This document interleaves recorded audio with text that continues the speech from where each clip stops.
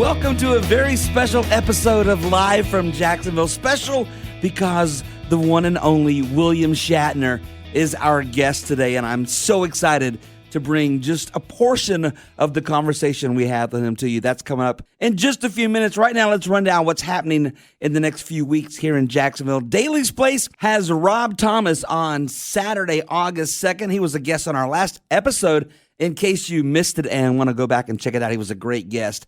Then Live with Collective Soul will be at Daly's on Friday, August 8th. DailysPlace.com for those shows and more. Over at ViStar Veterans Memorial Arena, Riley Green with Ella Langley. They'll be there on Friday, August 8th, the same night that Live and Collective Soul are at Daly's, so it's going to be packed downtown. Maxwell will be at the arena on Sunday, August 19th. And Nate Bargatze on Friday, August 15th. You can check out arena.jacksevents.com for tickets to those shows. Coming to the Florida Theater on Friday, August 8th, it's the Jacksonville Rock Orchestra performing Faithfully, the music of Journey. The Voice Season 21 winners, Girl Named Tom, will be at the Florida Theater on Sunday, August 10th. Postmodern Jukebox on Wednesday, August 13th. The Taylor Swift Laser Party featuring DJ Swifty will be at Florida Theater on Friday, August 15th. And the annual Blues, Brews, Bourbon, and Barbecue is happening on Thursday, August 21st. Actually, I'll have a lot more details about that event on the next episode. Get to floridatheater.com for information. The St. Augustine Amphitheater has Brad Paisley on Saturday, August 2nd. Cypress Hill and Atmosphere on Friday, August 8th. They'll be at the Amp in St. Augustine. The Red Clay Strays are playing at the Amp on Wednesday, August 20th. And UB40 with The Fix on Saturday, August 23rd. That should be a really fun show. Get to theamp.com for tickets and details on all those shows. The newly renovated Ponte Vedra Concert Hall has former Florida Georgia Line member Brian Kelly on Friday, August 8th. Check out pvconcerthall.com to look at all their upcoming shows. So if you're new to town or to this podcast, we have several smaller venues in Jacksonville who are bringing in some great older and newer artists. Keep an eye on decalive.com, 5jacks.com, and for Jackrabbits in San Marco, it's jackslive.com. As I said, some of the artists are a little older, some are up and coming, just great local venues for some great live music. Okay, I've been talking about William Shatner live on stage for months, and it's finally here. This Sunday, August 3rd, at the Thrasher-Horne Center, they're screening Star Trek II, The Wrath of Khan at 6 o'clock in the afternoon. Immediately following the movie, William Shatner will take the stage to tell some behind-the-scenes stories about the making of Wrath of Khan, as well as a Q&A with the audience. Somehow, I was lucky enough to be picked to moderate this event, and me and my morning show brother, Steve Sutton, over at 99.9 Gator Country, had a chance to chat with Mr. Shatner last week. We started out talking about the Wrath of Khan. So that film has been refurbished, better color, better sound, and they'll play it on the big screen, of course. And then when the movie's over, I'll come out on stage and hopefully entertain you and tell you stories about the making and other stories and ask questions. We have a great time when I'm on stage, so it's a great evening's entertainment. Now, just let me tell you what just happened prior to speaking to you. Ordinary people who are not acquainted with broadcasting won't understand what I'm saying. A feedback loop is when the microphone hears what the speaker is saying, and the speaker hears what the microphone is saying, and it continues. If I say hello on a feedback loop, it continues to say hello, hello, hello, hello. The machine is talking to itself. And that just happened prior to me coming on the air with you. I thought, what an interesting philosophical thing that, are we living in a feedback loop? Have we done this before? And I have, haven't I? Am I living a feedback loop? It's an interesting thought. This should be explored on the next episode of Unexplained. Yes, which is on the history show I'm doing. Yeah, absolutely. I love the Unexplained. I love the old episodes. I love the new ones. It's just like, give me more. The Unexplained is really a fun show. I come into the studio and do the narration, and then either before or after, I will have done what I do in front of the camera. But there's a great deal of narration there as well. And over the time I've done the show, I've evolved a technique. Cold read is something where you read something you haven't seen before, and you guys on broadcasting do it all the time.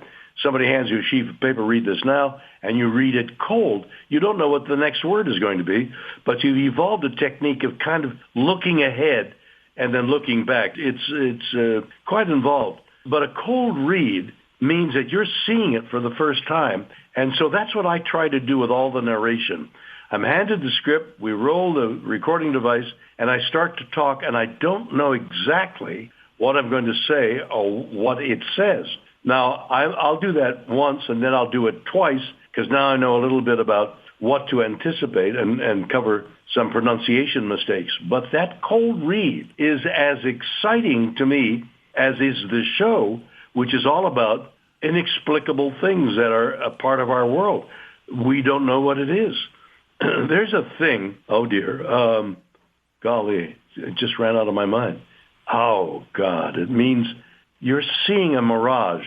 What is a mirage in the desert? Why does it look like there's trees and water and several miles away? What's happening is that you're seeing an actual oasis, but it's been projected through the heat waves and the cold waves, through refraction, many miles away.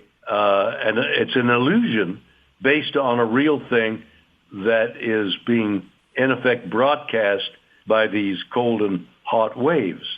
So you're seeing an oasis that doesn't exist until you get closer, and then you realize, oh, that's a mirage. We are seeing all kinds of mirages in the UFOs, ships that dive under the water. It's a mirage. There's a word for it. I can't think of it. Doggone it.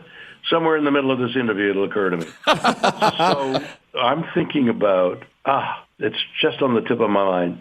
Anyway, that's maybe what our life is. Maybe we're living a mirage.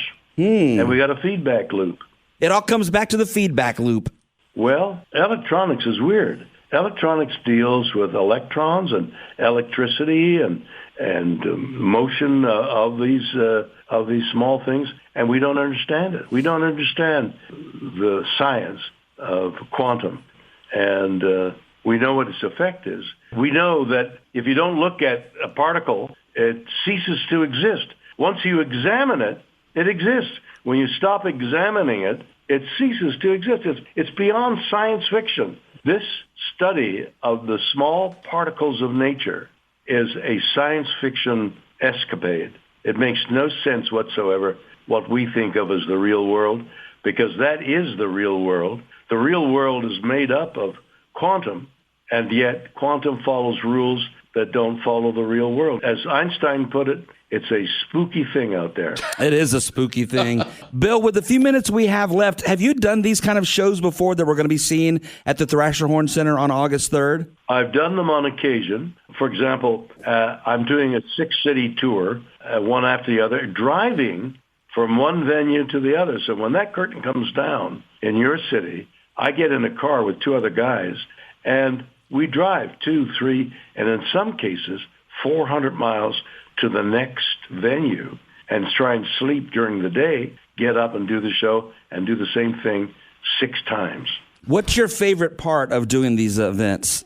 Coming out and talking to the audience is great fun. The interview I'm doing with you is part of a publicity campaign of telling your audience in that city, hey, I'm coming to town, and you will never have more fun than coming to the theater and being with me, watching the film and watching me come out on stage afterwards and having fun. You'll never have more fun.